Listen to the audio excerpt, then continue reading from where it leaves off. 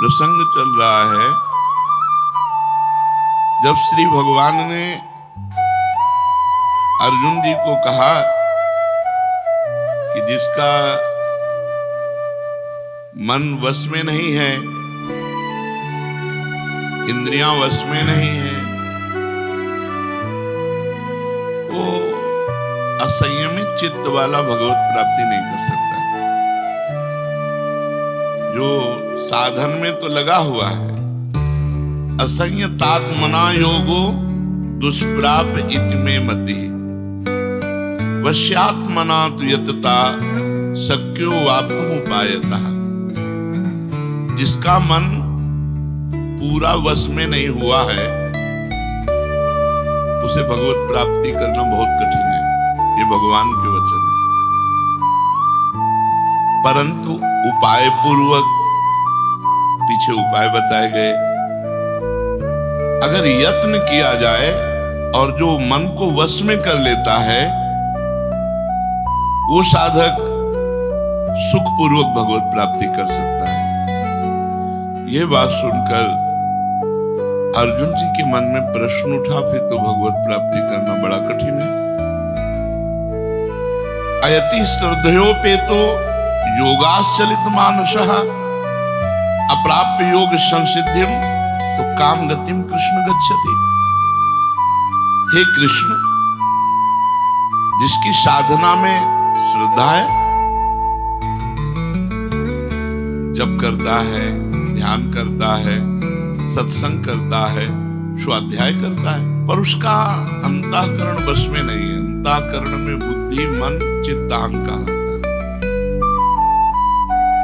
साधन में शिथिलता है, करता है पर साधन में तत्परता नहीं है। ऐसा साधक के अंत समय में क्या गति होती है? क्योंकि ध्यान स्थिर नहीं रहेगा, मन चंचल रहा है। तो अप्राप्य योग संसिद्धिम कामम गतिम कृष्ण गच्छति। हे भगवान, फिर उसकी गति क्या होगी? आपने तो स्पष्ट कह दिया कि जिसका मन वश में नहीं, जिसकी इंद्रियां वश में नहीं, उसके लिए योग प्राप्त होना कठिन, अर्थात भगवत प्राप्ति होना कठिन है। जो तत्परता पूर्वक संयमित होकर अपने मन को वश में कर ले, वो सुख पूर्वक भगवत प्राप्ति कर सकता है। पर उस साधक की क्या गति होगी जिसका मन, बुद्धि, चित्त, अहंकार ये वश में नहीं है और वो साधना करता है, नाम जप करता है, सत्संग करता है, स्वाध्याय करता है, पर इंद्रिय विजयी नहीं है, मन विजयी नहीं है। अंतिम समय उसकी भगवत स्थिति नहीं रहेगी क्योंकि वो मन विजयी नहीं है। तो अप्राप्य योग संसिद्धिम काम गतिम कृष्ण गच्छति। ऐसे ही योग भ्रष्ट की क्या गति होगी जो अप्राप्य है, अभी प्राप्त नहीं कर पाया भगवान को। विषयाशक्ति है, असावधानी है, अंतकाल में मन परमात्मा में नहीं लगा, विचलित हो गया, साधन से हट गया, परमात्मा की प्राप्ति नहीं हुई। तो हे कृष्ण, कृष्ण सबको आकर्षित करने वाले, हे भगवान, आप ही जान सकते हो, इस प्रश्न का उत्तर आप ही दे सकते हो कि उसकी क्या गति होगी। तात्पर्य है कि वो नरक तो जाएगा नहीं क्योंकि नाम जप करता है। थोड़ा भी नाम जप करता है तो नरक नहीं जाएगा, थोड़ी भी भक्ति करता है तो नरक नहीं जाएगा। अजामिल के प्रसंग में यमराज जी ने अपने दूतों को आदेश किया था कि यदि कोई भी नारायण कृष्ण हरि बोलता है, गले में कंठी बांधे, वैष्णव है, भगवान का दास है, भूल करके मत जाना, तो नरक तो जाएगा नहीं, क्योंकि साधन करता है, नाम जप करता है, पाठ करता है, पर जितेंद्रिय नहीं है, मनोनिग्रह नहीं, इसलिए भगवत प्राप्ति तो होगी नहीं, ये भगवान कह रहे। पर नरक तो जाएगा नहीं क्योंकि नाम जप करता है, और स्वर्ग की इच्छा नहीं इसलिए स्वर्ग नहीं जाएगा, और मोक्ष इसलिए नहीं हुआ कि वो मन इंद्रियों को बस में नहीं किया। तो उसकी गति क्या होगी? काम गतिम कृष्ण गच्छति। वो किस गति को प्राप्त होगा? कश्चिन्नो भय विभ्रष्टस् छिन्नाभ्रमिव नश्यति अप्रतिष्ठो महाबाहो विमूढ़ो ब्रह्मणा पथि।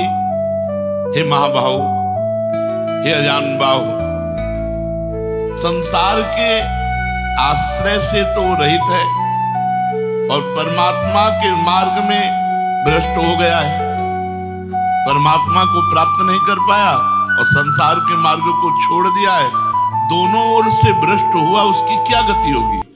कहीं वो किसी बादलों की तरह छिन्न भिन्न नष्ट तो नहीं हो जाएगा। दोनों ओर से भ्रष्ट हुआ अर्थात संसार मिला नहीं, परमार्थ में भगवान मिले नहीं, तो उसका समय जो परमार्थ में गया, जो भजन साधन में गया, वो सब बेकार हो गया, क्योंकि आपकी तो प्राप्ति हुई नहीं।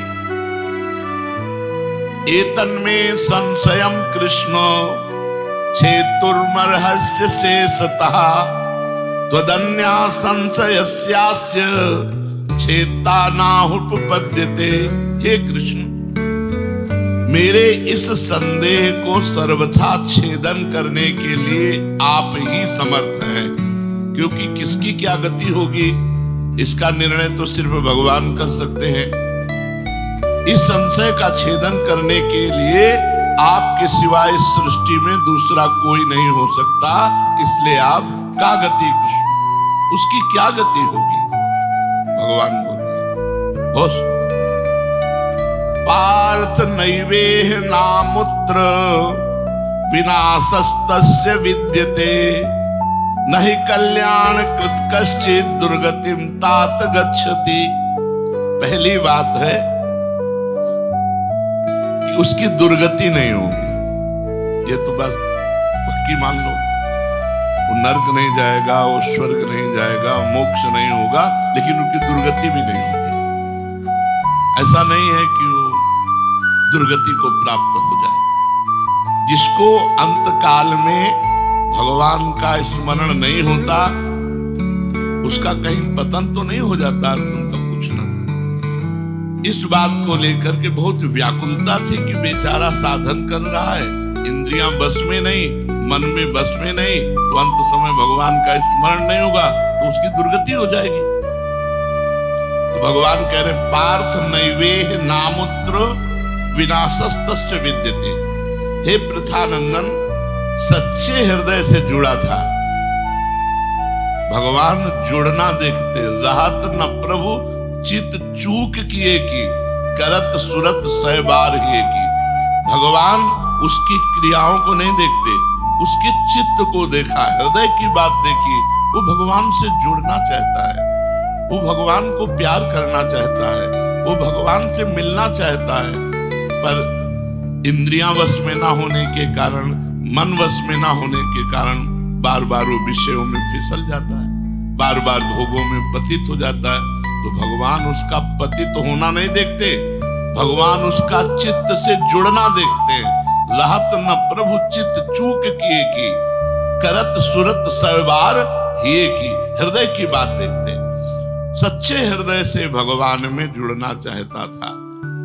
अब उसका पतन नहीं हो सकता, मरने के बाद भी पतन नहीं हो सकता। जितनी उसकी स्थिति भजन में बन गई है, उसके नीचे वो गिर ही नहीं सकता। बहुत बढ़िया बात है। हमारा अगर 100 नाम जप हो गया है तो 101 से चलेगा, अगले जन्म में 99 से नहीं चलेगा। जिसकी जितनी भजन में स्थिति हो गई है, उससे वो नीचे वो नहीं गिर सकता। देखो, पहली बात तो दुर्गति हो नहीं सकती, नरक जाना नहीं है, स्वर्ग जाना नहीं है, दुर्गति होनी नहीं है। आगे भगवान बताएंगे उसकी गति क्या होगी। उसकी साधना जितनी है वो कभी नष्ट नहीं हो सकती। चाहे जितना बड़ा पाप बन जाए, उस पाप का उसे दंड भोगना पड़ेगा, लेकिन उसकी साधना नष्ट नहीं होगी। ये इस मार्ग का बहुत बड़ा सपोर्ट है कि मानो हम दिन भर भजन किया, हमसे शाम की गलती हो गई तो बोले दिन भर का भजन नष्ट हो गया। नहीं, आपका भजन दिन भर का वो है, और जो आपकी गलती हुई वो अलग है। गलती का आपको प्रायश्चित या दंड भोगना पड़ेगा, और भजन आपका सुरक्षित है, वो नीचे नहीं गिरेगा, उसकी साधन सामग्री नष्ट नहीं होगी। ये बहुत हृदय को शीतलता पूर्ण, हमने जो नाम जप किया वो हमारा सुरक्षित है, नाम जप वो कभी नष्ट नहीं होगा। उसका पारमार्थिक उद्देश्य भी नहीं बदलेगा। उसने उद्देश्य बनाया भगवत प्राप्ति, वो उद्देश्य भी उसका नहीं बदलेगा। हाँ, कितने जन्म लगेंगे ये उसका प्रयास होगा, प्रयत्न होगा। वो जन्मता मरता रह सकता है, ना भजन उसका नष्ट होगा, कम होगा, ना उद्देश्य उसका बदलेगा, वो लगेगा भजन। भक्ति बीज पलटे नहीं, जो जुग जाए अनंत, ऊंच नीच कुल उपजय होए संत को संत। वो कभी ऐसा नहीं हो सकता कि इतना भजनानंदी अब भ्रष्ट हो गया तो वो पतित हो गया, नीच और दुर्गति, अरे सब बेकार, कुछ नहीं। जो गलती हुई उसका दंड मिलेगा, और जहां से वो भजन कर रहा वहीं से उसकी भजन की स्थिति आगे बढ़ेगी। जैसे उदाहरण में राजर्षि भरत का उदाहरण दिया था कि हिरन पे वृत्ति गई तो हिरन बने, लेकिन गंडकी नदी में खड़े होके हिरन बन करके भी इतना भजन किया कि अगला जन्म जड़ भरत जी के रूप में ब्रह्मबोध संपन्न महापुरुष के रूप में हुआ। तो भगवान कहते हैं नहीं कल्याण कृत कश्चित दुर्गतिम तात गच्छति। अर्जुन, हे तात, बहुत प्यार भरा संबंध है, उसकी दुर्गति नहीं हो सकती। जो मेरा थोड़ा भी भजन किया है उसकी दुर्गति नहीं हो सकती।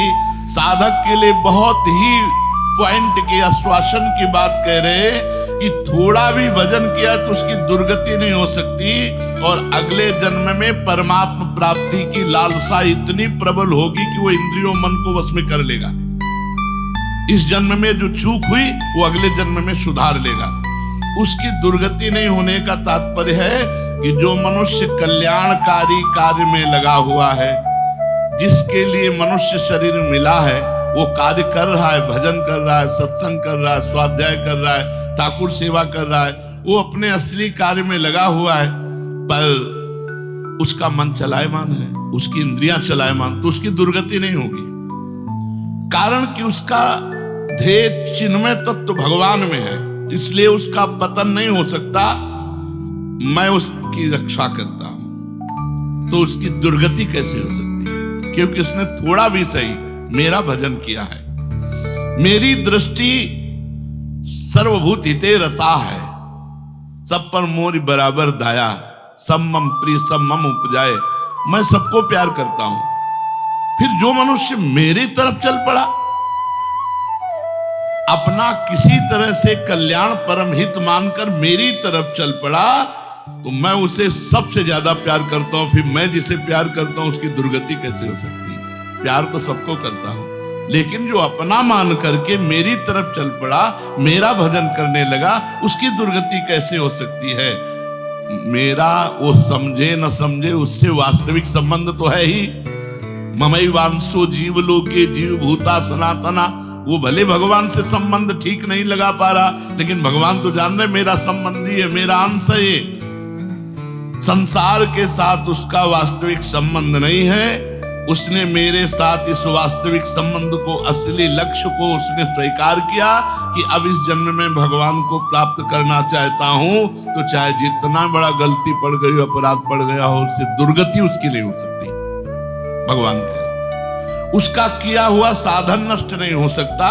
हाँ, वो देखने में मोहित सा लगेगा कि भ्रष्ट हो गया, अब तो कोई भजन साधन नहीं, अब तो भ्रष्ट सा हो गया है, साधन छूटा दिखाई देगा।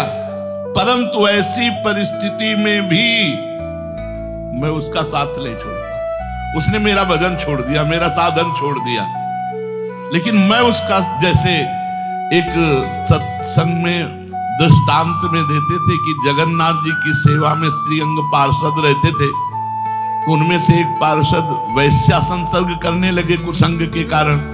तो जब सब पार्षदों को पता चला तो उन्होंने बुलाया और कहा, देखो तुम परम पावन श्री जगन्नाथ जी के अंग सेवी हो, या जगन्नाथ जी की सेवा छोड़ो वैश्या का संग करो, या वैश्या संग छोड़ो जगन्नाथ जी का अंग संग करो। तो भगवान की माया से मोहित हुए, साधन से गिरे हुए होने के कारण उन्होंने जगन्नाथ जी का अंग संग छोड़ दिया और वैश्या का अंग संग स्वीकार किया। आश्चर्य की बात कि जब उनका शरीर पूरा हुआ, वैश्यागामी जो अंग संग सेवी थे, तो जब शरीर पूरा हुआ तो जगन्नाथ जी ने स्वप्न में अपने पार्षदों को आदेश किया कि उसकी अंत्येष्टि क्रिया हमारे पार्षदों जैसी की जाए। तो उनका प्रभु स्वप्न में ही कहा कि प्रभु उन्होंने तो आपको छोड़कर वैश्या को स्वीकार कर लिया था। तो बोले उन्होंने छोड़ दिया था, ये उनकी हिम्मत है, हमारी हिम्मत नहीं, हमारा स्वभाव नहीं है, हमारी सामर्थ्य नहीं है। हम एक बार जिसको पकड़ लिया उसको कभी छोड़ते नहीं। तो भगवान यहाँ कह रहे हैं कि कभी कभी वो मोहित हो जाता है, वो साधन छोड़ता, लेकिन मैं उसे नहीं छोड़ता। ये खास बात समझो, मैं उसे नहीं छोड़ता। उसका किया हुआ अपराध, किया हुआ पाप, भले उसको थोड़ा समय दंड भुगताने के लिए, लेकिन मैं उसे छोड़ता नहीं। तो उसकी दुर्गति कैसे हो सकती है? इसलिए घटना घट सकती है। ये तो भगवान कह रहे हैं मनमानी मत करना, कह रहे घटना घट सकती है। आपने अपराध किया, आपको पाप का दंड मिल सकता है, लेकिन मैं उसके अंदर ऐसी व्याकुलता पैदा करूंगा कि वो सब प्रपंच छोड़कर दौड़कर मेरी तरफ भाग पड़ेगा, क्योंकि मैं उसे नहीं छोड़ता। जैसे गोपियों में थोड़ा अभिमान आया, मैं अंतर ध्यान हुआ, लेकिन उन्हीं के बीच में रहकर जहां व्याकुल हुई मैं प्रकट हो गया। तो भगवान कह रहे हैं कि एक बार जिसके भीतर थोड़ी भी साधना चल पड़ी,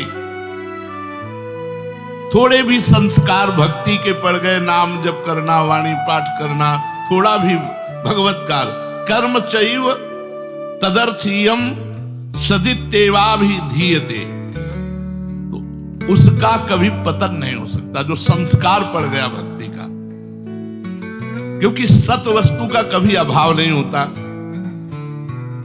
तो फिर प्रभु गति क्या होती है उसकी? तो भगवान कह रहे प्राप्य पुण्य कृताम लोका नुषित्वा शाश्वती समाः शुचीनाम श्रीमताम गेहे योग भ्रष्टो भी जायते।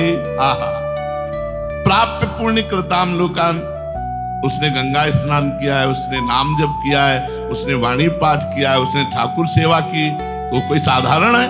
बहुत बड़ा धनी है।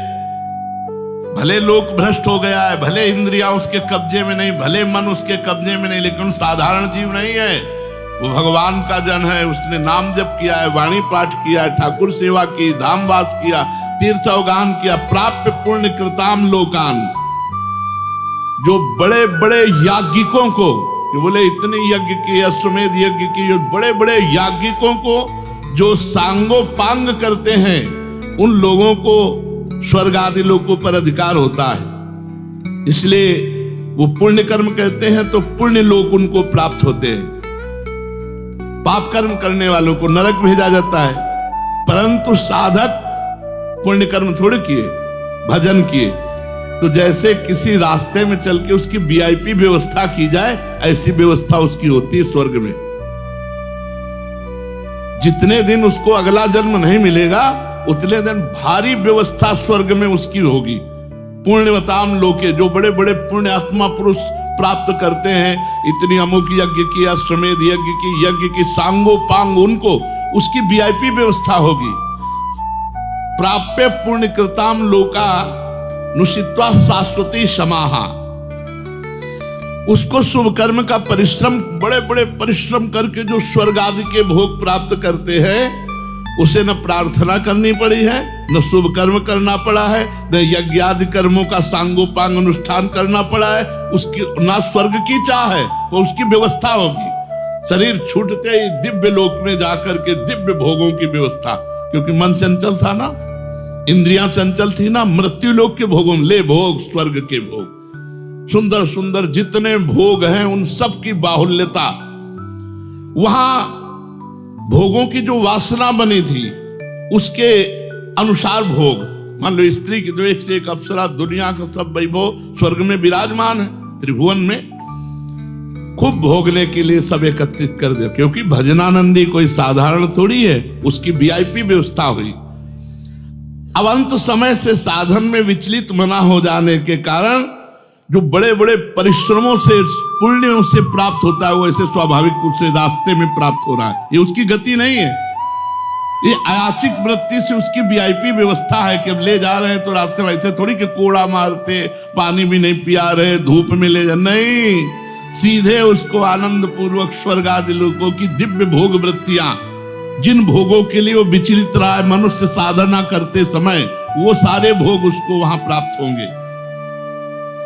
वहां रहने पर इतना भोग दिलाया जाता है कि उसकी अरुचि हो जाती है स्वर्ग के भोगों से। मर्तलोक में आके दोबारा फंसेगा क्या? स्वर्ग के भोगों से अरुचि हो जाती है। जहां आसक्ति रही है वो भोग ही भोग उसको व्यवस्था कर दी जाती है, घृणा हो जाती है उसको स्वर्ग में ही भोगों से। इतनी वीआईपी व्यवस्था, क्योंकि अंदर से तो भजन था, उद्देश्य भगवान की प्राप्ति का था, तो स्वर्ग आदि के भोग भोगने पर उसे घृणा हो जाती है। वो अपनी वासना जो अंदर थी, जिनके कारण इंद्रियों मन को जीत नहीं पाया, वो देख लेता है अरे अब ये तो मर्त्य लोक के भोग है, स्वर्ग के भोग। उसको वहां उसके अंदर घृणा हो जाती है। उसित्वा शाश्वती क्षमा, फिर उसे और ऊंचे लोकों में, अगर समय है अभी, तप लोक, जनलोक, महालोक, ब्रह्मलोक, ऐसे महान लोकों में उसे ऊंचे के लोकों में भेजा जाता है। और वहां भी इसलिए भेजा जाता है कि यहाँ के स्वर्ग के भोगों से रुचि, अब यहाँ के ब्रह्मलोक के भोग देख ले। भजन का फल है ब्रह्मादिक के भोग सब विषम लागत ताई, नारायण ब्रज चंद की लगन लगी है जाई। जब ठाकुर जी से मिलने की चाह लग जाती तो यही इसी शरीर में ब्रह्मादिक के भोगों से भी वैराग्य हो जाता है। भोग भोगने के उद्देश्य से नहीं, क्योंकि जो भोग भोगने के उद्देश्य से जाते हैं उनके पुण्य क्षीण होने पर फिर वो लौटकर मृत्यु लोक में आते हैं, इसलिए वो सीमित वर्षों तक स्वर्ग लोक आदि में रहते हैं। परंतु जिसका उद्देश्य भोग नहीं भजन था और योग भ्रष्ट हो गया है सूक्ष्म वासना के कारण, तो स्वर्ग आदि लोकों में जाएगा, उसका भजन नहीं क्षीण होगा। जैसे पुण्य आत्मा स्वर्ग गया, भोग भोगा, तो उसका पुण्य क्षीण होगा, लेकिन इसका नहीं, इसका तो स्टॉक है, ये तो भागवतिक व्यवस्था है उसकी, ये ब्याज की व्यवस्था है। मूल तो ऐसे ही साधन संपत्ति है। देख लो, कोई घाटे का सौदा नहीं, वीआईपी व्यवस्था होगी। मरने के भी बाद अगर चूक हो गई तो, और चूक ना हुई तो सीधे निकुंज चलना है।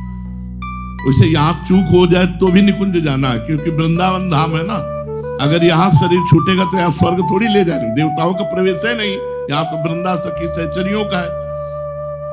वो बहुत वर्षों तक उसके भोग सुविधा की सीमा नहीं रहती, ऐसी व्यवस्था होती है। अच्छा, जो भोग भोगने के उद्देश्य से ऊंचे लोकों में जाते हैं उनको फिर पतित होना पड़ता है, लेकिन ये योग भ्रष्ट जब ऊंचे लोकों में जाता है तो पतित नहीं होता, उसकी साधन संपत्ति प्रकाशित रहती है ज्यों की त्यों, और उसका सद्भाव जागृत रहता है। सब मिथ्या है, भगवान मिथ्या करवाते करवाते ब्रह्मलोक तक के भोगों का मिथ्या। अब उन सुख भोगों को भोगने के बाद सुचि नाम श्रीमताम गेहे योग भ्रष्टो भी जाते। अब यहां जब प्रकट हुआ, कब उसका जन्म होगा? कोई सीमा रखी जाती है? अरुचि, अरुचि सीमा रखी जाती है। जब तक उसे भोगों में अरुचि नहीं होगी तब तक ऊपर के लोगों को भोगों में उसे रखा जाएगा। नरक वरक तो जाने की बात नहीं, वीआईपी भोग। जब अरुचि हो गई, अरुचि होगी ही, क्योंकि वो भगवान का भजन करता रहा है। वो ऐसा नहीं कि अब विश्राम मान ले कि अब अप्सरा मिल गई, विमान मिल गया, स्वर्ग मिल गया, अब यही नहीं। उसकी यात्रा नहीं रुकेगी, उसका भजन उसको कचोटेगा, उसके अंदर जलन पैदा होगी, अशांति हो जाएगी। ये सब भोग नहीं चाहिए, मुझे भगवान चाहिए, चलो ब्रह्मलोक। वहां भी ये नहीं चाहिए। तो अब सुचि नाम श्रीमताम गेहे योग भ्रष्टो भी जायते। अब योग भ्रष्ट जब मृत्यु लोक में लौटा तो जगत पूज्य घर में पैदा हुआ। जगत पूज्य घर में श्रीमान, सारा संसार जिसे झुके, ऐसे घरों में पैदा, उच्च कुल, भक्ति संपन्न। श्रीमान का मतलब होता है, एक लौकिक शब्द होता है वैभव संपन्न, लेकिन भागवतिक वैभव संपन्न महापुरुषों के घर में उसका जन्म होता है। और लौटने का कारण जो है, उस कारण को भगवान जानते हैं, उसकी बहुतायत कर देते हैं। स्वर्ग भोगा, ब्रह्मलोक के भोग भोगे, और यहां सारे भोग उसके दे दे, ये ले, अरे भगवान का दास है कोई और, ये ले। ऐसे घर में पैदा किया अब उसकी जो साधन संपत्ति उसको खोल देते, अभी तक बंद रखा, हानि नहीं हो सकती। अब जे ही जन्म हुआ, जैसे अपने लोग अब जे ही स्कूल जाते, स्कूल से पढ़ के आते, लगता है माँ नहीं टिकेगी, पिता नहीं टिकेंगे, सब मरेंगे, तो मेरा साथी कौन है, मेरे जीवन का लक्ष्य क्या है, क्या यही उद्देश्य है। बस बैठ जाते एकांत में, और संत जन आते थे, वो श्री राम जय राम जय जय राम श्री राम जय, कीर्तन कराते थे, तो वही याद था, श्री राम जय राम जय जय राम श्री राम जय राम जय जय राम। बस नाम जप करना निश्चय हो गया। 13 वर्ष के अवस्था, भागो। ये देखो, उत्तम कुल ब्राह्मण के घर में, और पूरे साधु महात्माओं का सानिध्य, और पिता पूरे स्वयं महात्मा नंगे पैर हल जोतते, बड़ी कठिन परिश्रम के द्वारा वो उदर पोषण करते, और संत महात्मा 8-8, 10-10 संत महात्मा दरवाजे पर। बच्चापन से ही क्या बन, अब मुझे संसार से भाग, किसी ने हमें सिखाया नहीं, भागो संसार से और भगवान की प्राप्ति करो।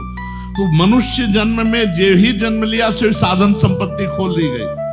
अब वो साधन में एकदम चिपक गया, क्योंकि पीछे जहां चूक हुई थी वो ऊपर से नीचे तक सब समुदाय भोगों का देख लिया।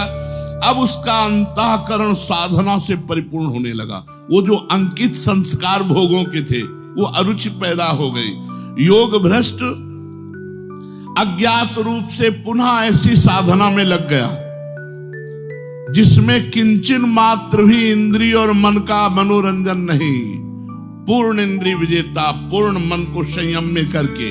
अब वो ऐसी योग भ्रष्ट जो पुरुष था, श्रीमानों के घर में जन्म लेकर के वो भोगों में फंसेगा नहीं, पुनः भजन में बड़ी तेजी से चल देगा, और ये उसका आखिरी जन्म होगा।